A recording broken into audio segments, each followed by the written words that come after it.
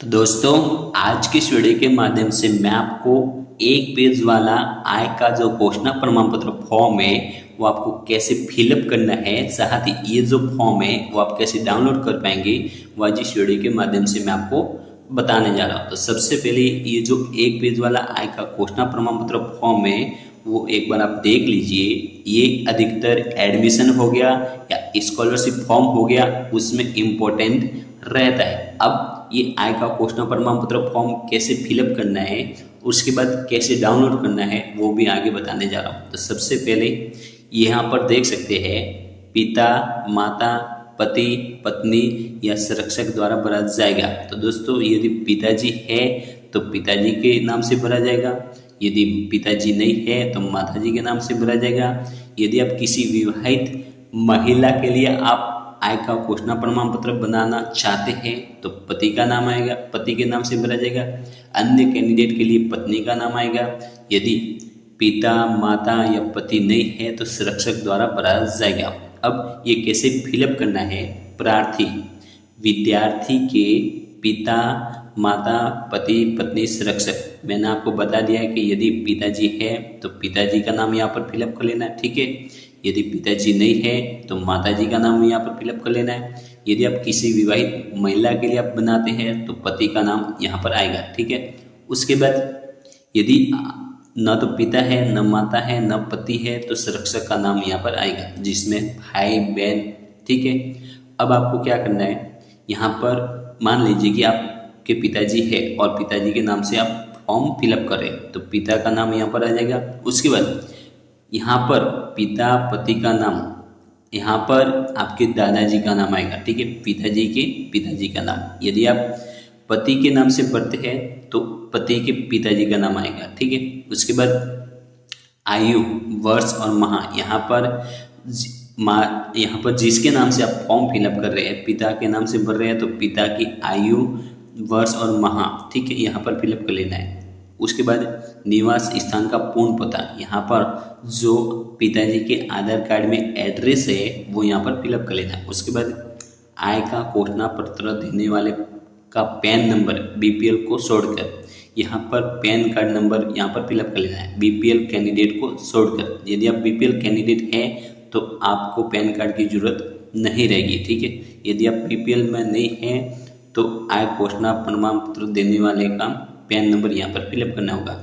उसके बाद आय का घोषणा पत्र देने वाले का आधार नंबर, पिताजी के आधार नंबर, यदि जिस नाम से आप फॉर्म फिलअप कर रहे हैं उनके आधार नंबर। उसके बाद आय का घोषणा पत्र देने वाले का भामाशाह नंबर, यहाँ पर भामाशाह की जगह जन आधार नंबर फिलअप कर लेना है, ठीक है।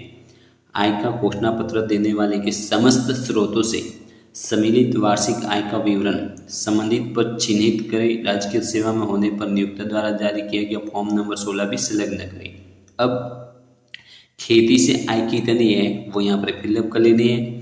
उसके बाद वृत्ति, सेवा लाभ, अनुदान, निकाय आदि से कोई आय है तो फिलअप कर लेना, नहीं तो डैश कर लेना, ठीक है। वेतन, पेंशन, भत्ते, मानदेय, नियोजन, मजदूरी आदि से आय, यदि मजदूरी से आय है तो यहाँ पर फिलअप कर लेनी है। पेंशन प्राप्त होती है तो पेंशन कितनी होती है प्राप्त वो यहाँ पर फिलअप कर लीजिए। उसके बाद मशीनरी, किराए, दुकानदार, कारोबार, व्यवसाय का या ब्याज, लाभांश से आय, यानी कि आपकी मशीनरी, किसी भी प्रकार की मशीनरी है उनसे आय होती है तो यहाँ पर फिलअप कर लीजिए। आपको अपने दुकान का किराया मिलता है तो यहाँ पर फिलअप कर लीजिए, ठीक है। अन्य स्रोतों से, यदि आपको न तो कृषि से, भूमि से आय होती है, न इनसे आय होती है, न इनसे अन्य स्रोतों से आय होती है तो यहाँ पर फिलअप कर लीजिए, ठीक है। उसके बाद कृषि भूमि, मजदूरी और जितने भी आपके आय है कुल मिलाकर के यहाँ पर फिलअप कर लेने, ठीक है। टोटल कृषि से आय, मजदूरी से आय, अन्य से आय, कुल मिलाकर के आय यहाँ पर फिलअप कर लेनी है। उसके बाद आपको डेट लिखनी है जिस दिन आप फॉर्म फिलअप कर रहे हैं, ठीक है। उसके बाद हस्ताक्षर, यहाँ पर किस नाम से फॉर्म भर रहे हैं, पिता के नाम से भर रहे हैं तो पिताजी के साइन आएंगे। यदि पति के नाम से भर रहे हैं तो पति का सिग्नेचर आएगा, माता के नाम से भर रहे हैं तो माता जी का सिग्नेचर आएगा, ठीक है। यदि सिग्नेचर नहीं करते हैं माता पिता तो थंब भी लगवा सकते, ठीक है। आय की घोषणा करने वाले का नाम, आय की घोषणा कौन कर रहा है, यानी कि किस नाम से आप फॉर्म भर रहे हैं, पिता के नाम से तो पिताजी का नाम फिलअप कर लीजिए, माताजी के नाम से फॉर्म भर रहे हैं तो माताजी का नाम फिलअप कर लीजिए। उसके बाद मैं विद्यार्थी से संबंध, तो पिताजी के नाम से भर रहे हैं तो पिता पुत्र या पिता पुत्री जो भी है वो संबंध यहाँ पर फिलअप कर लेना है, ठीक है। उसके बाद 2 उत्तरदायी व्यक्तियों की साक्ष्य प्रमाण पत्र, जिसमें ये जितने कैंडिडेट है उनमें से आप सिग्नेचर करवा सकते हैं 2 के, ठीक है, जिसमें आप देख सकते हैं यहाँ पर प्रार्थी या प्रार्थिया, पिता या पति या माता जो भी है जिसके नाम से फॉर्म भर रहे हैं उनका नाम आएगा, फिर उनके पिताजी का नाम आएगा, यानी कि दादाजी का, पिताजी के नाम से भर रहे हैं तो पिताजी का नाम आएगा, पिताजी के फिर पिताजी का नाम मतलब दादाजी का नाम, ठीक है। जिस नाम से भर रहे हैं उनके पिता या पति का नाम आएगा, ठीक है। उसके बाद में निवासी यानी कि गांव का नाम, जो भी शहर है उसका नाम। उसके बाद हस्ताक्षर उत्तरदायी व्यक्ति और उनका नाम, 2 उत्तरदायी व्यक्तियों की सिग्नेचर करवाने, जिसमें से आप करवा ये जितने भी मेंबर है यानी कि ये जो लिस्ट दी गई है उनमें से आप 2 जनों के आप हस्ताक्षर करवा सकते हैं, ठीक है। यानी कि 2 हस्ताक्षर करवाने हैं, 1 और 2, इसमें से जितने भी कैंडिडेट हैं उनमें से 2 करवा सकते हैं, ठीक है। उसके बाद शपथ पत्र प्रारूप 3, शपथ पत्र, इसमें जिस नाम से फॉर्म भर रहे हैं उनका नाम, पिता के नाम से भर रहे हैं तो पिताजी का नाम, फिर उनके पिताजी का नाम यानी कि दादाजी का नाम, पति के नाम से भर रहे हैं तो पति का नाम, और उसके बाद में पति के पिता का नाम, ठीक है। उसके बाद यदि माता के नाम से भर रहे हैं तो माताजी का नाम, फिर पति का नाम यहाँ पर फिलअप कर लेना है, ठीक है। उसके बाद शपथ पर उद्घोषणा करता हूँ या करती हूँ कि मेरा या मेरे पति या पत्नी जो भी समस्त स्रोतों से कुल वार्षिक आय, यहाँ पर जो आपने वार्षिक आय कुल जो आपकी वार्षिक आय है यहाँ पर आप देख सकते हैं कुल वार्षिक आय, वो यहाँ पर आपको फिलअप कर लेनी, ठीक है, कुल वार्षिक आय। उसके बाद में अक्षरे, यहाँ पर आपको शब्दों में लिखना है आय, ठीक है, जितनी भी आय है वो शब्दों में लिखोगे।